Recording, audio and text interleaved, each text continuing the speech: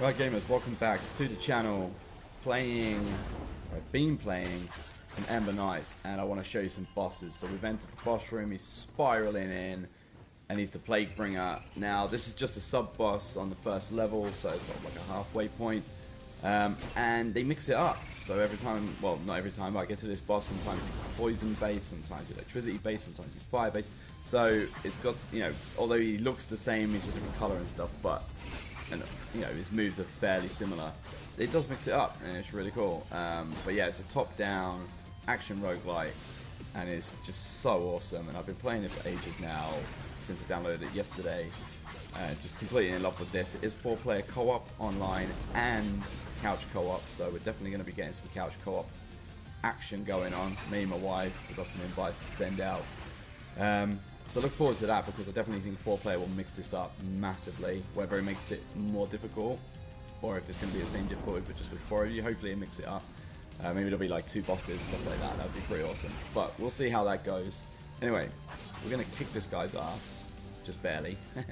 But he's gunning for us, and what I'll do is I'll just go to like sub-boss, I'll go to the final boss of this level, and then I got to the sub-boss of the second world, which is like ice based. And I think in this early access phase there's only 3 worlds. I've unlocked loads of stuff, so very much like Dead Cells, you get basically blueprints. You take them to the merchant guy, he will transform them, so that you can find those going forward. The only thing, it doesn't seem to have as many weapons, so at the moment I've got bow and arrow and a sword, which I can choose from at the beginning. And I choose the sword every time because it's way more, you got way more mobility. But what we'll do now, I mean this is just a regular room, so it's got a ton of different enemies. The dodge makes you impervious, which is awesome. I'm a big fan of that. And yeah, it's just, I can't praise this enough. Like, it's been a while, it's been a long time since a new game has like fully clicked with me, where I'm genuinely like, man, this is so good. Like, I play some games that I'm like, yeah, this is decent, I play through them, but this one, hook, line and sinker, has just got me. So if you've got Steam, this is an early access. It costs £11, I think. I think it even had a couple of pound off on its sort of launch sale. I highly recommend it. There's different perks we can get, and yeah, it's gonna be in depth, and we can stack them up and everything. And yeah, I'm loving it. And when I die, I don't get annoyed. I'm not like, oh man, I gotta go back to the beginning, because it doesn't seem to take long to get through. Like, I think World 1, I think the quickest I've done it is like 7 minutes or something. So it's not like, you know, whereas, you know, I was playing Warm Snow, the boss, like the first main boss you get to that you have to defeat, you know, that can be a 20-minute battle depending on what loadout you have. So I'm sort of a bit more, feels a bit more arcade, a bit more sort of just pick up and play. But it gets tough, man, it gets manic, and they throw a few different things at me. So what I'll do now is we'll skip forward to the boss, because he's awesome, and that's what I want to show you. Right, so now we've come up to the main entrance for the boss of this world. These mushrooms, it's actually quite generous with health, so these mushrooms will give us, I think, 10 each, basically. If for some reason you hit a mushroom, it turns into a chicken drumstick. I'm not judging, but maybe it should turn into a mushroom, I don't know. But anyway, we've got 56 out of 83 health. We have been leveling up, so we've got a bit more health than when we normally start. But check out this dude. Now this dude, I've been to him a couple of times, and he's had different sort of elemental things as well, so he's not the same every time. I mean, it's not going to be different every time, but I've got my sort of dash attack, which also works as a dodge, but it takes off a bit of health, and I've got my sort of fireballs that I can use. Now, the way the perks work in this, instead of being on a countdown timer, you'll see in the bottom left, it's got a number, sort of, and what you have to do is hit enemies that many times before you can use it again. So if it's 15, you've got to do 15 attacks. And what I find with that is it makes you so much more aggressive, because you're like, right, I really want to use my perk, and you're just getting in there, you're just attack, because you want to get your perks built up. Whereas normally, like Dead Cells, or I mean, Dead Cells doesn't let you stand around by any means, but some games you find that you're looping the boss a little bit, just waiting for your countdown timer so you can use your perk again. But yeah, this one you have to get in there, you have to get aggressive if you want to use your perks.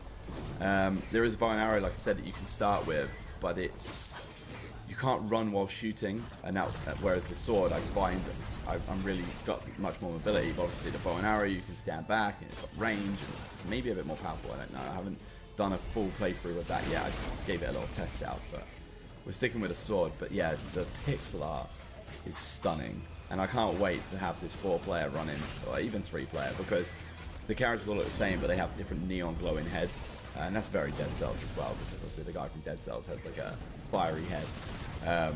But yeah, we did him. I didn't think I was going to. I think we ended with 2 health. And what's nice is when you beat the boss, your health goes back up. So you don't have to be like, oh man, now I've got no health for the next world. Look, I've got my full health back. Happy days. So it's generous in that respect. Not a lot of games do that. Dead Cells will do that. You can replenish your flask. Warm Snow doesn't do that to the same extent. So yeah, it's actually quite nice. And then we're going to go into an ice world. I'll show you the first couple of bits, and I'll show you I got to the sub-boss on this one, and it's the first time I got to him. And I did him. I kicked his ass. But I didn't get to the final boss in this one. I did get killed in another room. And I'm not going to lie, this level I didn't find it quite easy to see some of the enemies, because there's these frost ones you'll see, like these faces. You get near them and they'll get you. And when you're not looking at them and you're concentrating on dodging the actual enemies, it's catches me out a little bit. But I felt I held my own. I felt powerful. It felt good. And like I said, when you die, it doesn't take long to get back here.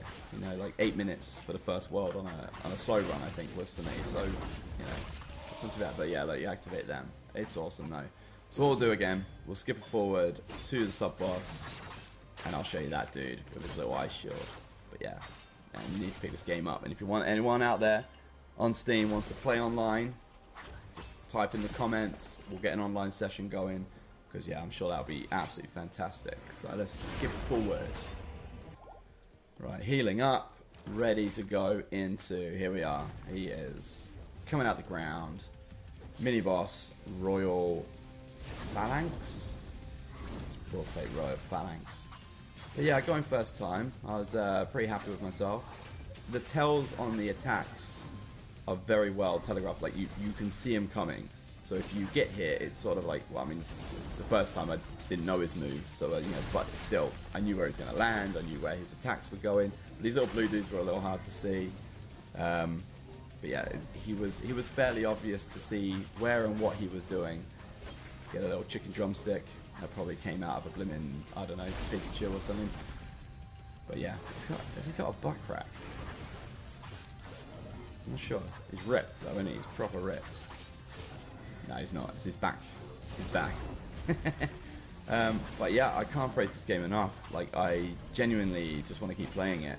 And I'll do a similar thing. Like, when I get to the final boss of this world, I'll upload a video just for that boss. And yeah, I'm not going to do the full playthrough, so I don't want to spoil every surprise that the game has. And if you don't want to see the bosses, obviously, you know, don't watch the videos. But yeah, we did him. And then we get one of these runes. That's what we take, and we unlock a new ability for another run. You know, so basically, and there's like sort of like the book, you know, the index, so you can see not see everything, but you can see what slots you need to fill to unlock. And there's a lot of perks and a lot of different things to unlock. I can't see what they are at the moment, but I can see the slots they go in. And there's a lot going on. So I do highly recommend this game. It plays so smooth. If you like action roguelites, it's one of the easier ones I've played. You know, I obviously die, but not as often, and I feel I'm holding my own a bit more. But maybe that's because of how it plays as well, and how it's telegraphed, and how all the enemies, you know when they're going to attack. Yeah, so anyway, check it out. Let me know your thoughts. Let me know any other games that you like this. This is an early access. It might come to console. I assume it will. But yeah, I highly recommend it. So until next time, stay safe, all the usual shizzle. And yeah, thanks for tuning in.